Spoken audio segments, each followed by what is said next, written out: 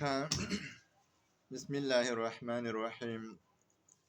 حدیث د بخاری شریف کې راځي، رسول الله مبارک فرمایي المسلم من سلم المسلمون من لسانه و یده. ستاسو نه کامل مسلمان هغه دی چې د هغې د ژبې او د لاس نه چاته ضرر ونه رسېږي. موږ او تاسو په دې اوسنۍ معاشره کې ګورو هر مسلمان د بل مسلمان نه قید دی. زوی د پلار نه قید دی، پلار د زوی نه قید دی، لور د مور نه قید ده، مور د لور نه قید ده، ګاونډي د ګاونډي نه قید دی. هر مسلمان د بل نه اړه توری دی. هر څوک وایي چې په یو ځنګل کې اوسېدلی او په یو غره کې اوسېدلی او ځان له زندګي مې تېرولی، په چا مې نظر نه لګېدلی. لیکن انسان د اونس نه جوړ دی، دا به د یو بل سره ژوند تېروي، زندګي به تېروي، د یو بل سره به راشه درشه کوي او زندگی به د یو بل سره تیری. خو ښه مسلمان هغه دی چې د هغې د ژبې نه په دې حدیث کې اول نبی علیه الصلاة والسلام ژبه یاده کړې ده.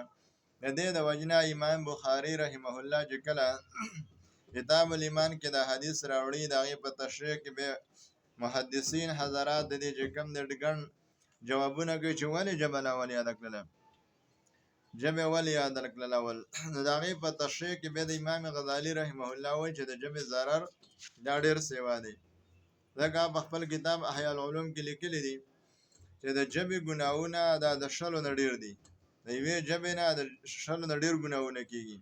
ځکه حدیث کې راځي نبی علیه الصلاة والسلام فرمایي چې کله سهار شي دا ټول اندامونه دې ژبې ته یو جرګه کوي او د ژبې د سوال کوي چې ژبې سمه شه. که ته سمه شوې موږ ټول اندامونه به سمېستو، او که ته ورانه شوې موږ ټول اندامونه به چې کوم د ستا په وجه باندې جهنم ته ځو. نو د ژبې ضرر ډېر سیوا دی. د دې د وجې نه چې کوم دی اول ژبه یاده کړله. نو هر مسلمان لره د ژبې کنټرول پکار دی. لکه څنګه یو سړی یېرېږي چې که زه په دې ژبه ورانه خبره وکړم حکومت مې ونې نیسي، د چا سره به جنګ ونه کړم، د چا سره به چې کوم د نور لانجې ما ته ژبې نه جوړې نه شي. خلک وایي د دې خوله په سر پسې نه ده، د هغې به ټول خپل خپلوان د هغې نه قیدي. وایي داسې خولې په سر پسې نه ده او ګډوډ ګړېږي. نو دغه شانته چې کله انسان د خپلې ژبې کنټرول د دنیا د ضرر د وجې نه ساتي، نو موږ او تاسو د دې ژبې نه چې کوم دی کنټرول وساتو چې په دې ژبه باندې په قبر کې چې کوم دی په جهنم کې د زوړند نه شم د دې ژبې نه. ځکه نبي علیه الصلاة والسلام فرمایلي ډېر خلک به جهنم په اور کې زوړند دي د دې ژبې د لاسه.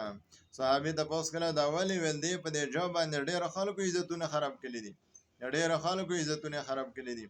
نو د ژبې ضرر دا ډېر سیوا دی. ځکه چې کوم د انسان دپاره نبي علیه السلام اول د ژبې ضرر کړو. او ګوره یو حدیث کې راځي نبي علیه السلام فرمایي والله لا یؤمنو وایي په الله مې د قسم رسول الله فرمایي مؤمن نه دی، په الله مې د قسم مؤمن نه دی. صحابه تپوس کړی څوک د الله رسوله مؤمن نه دی؟ ویل هغه انسان چې د چا نه ګاونډي په امن کې نه وي او ګاونډي ته ضرر ورکوي، نو دا ضرر هم په دې ژبه باندې میلاویږي.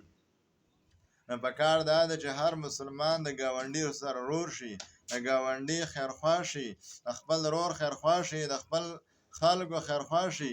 نو د دې په وجه باندې به الله تعالی تر انسان بهتره شي.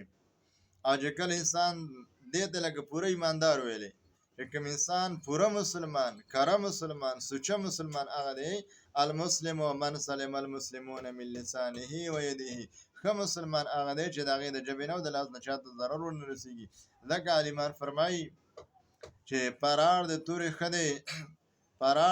ښه دی چې به جوړ شي په درو، نه پرار د ژبې چې نه جوړېږي تر مودو. د ژبې پرار نه جوړېږي، د تورې پرار به جوړ شي. نو موږ او تاسو له پکار دی چې موږ او تاسو په د خپله خوله باندې چاته ضرر ونه رسوو. د ژبې ضرر دا ډېر نقصاني دی او ډېر خطرناک دی. د دې په وجه باندې انسان چې کوم دی جهنم ته لویږي. ځکه به ابوبکر صدیق رضی الله عنه خپله ژبه رانیوله او زور کاوه به ورته. عمر رضی الله عنه ته ویل دا څه کې؟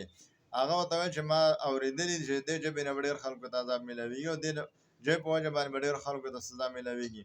نو هر انسان لره د خپلې ژبې کنټرول کول، خپله ژبه سمول چې دا غلط استعمال نشي، دا د هر مسلمان خپله یو فریضه ده. هر سړی خپله ژبه لکه څنګه چې د حکومت د خبرو نه یېرېږي خوله کنټرول ساتي، یا د بل یو ملک او د خان او د افسر نه یېرېږي دا یې خوله کنټرول ساتي، نو خپله خوله د الله د یېرې نه کنټرول کول پکار دي. ځکه انسان دې را سوچ وکړي چې زموږ سره ملایکې دي، کرام کاتبین او هغه لیکونکي دي، څه چې موږ هغه چې کوم دی لیکي، نو د الله د یېرې نه هم ورانې خبرې نه وي پکار.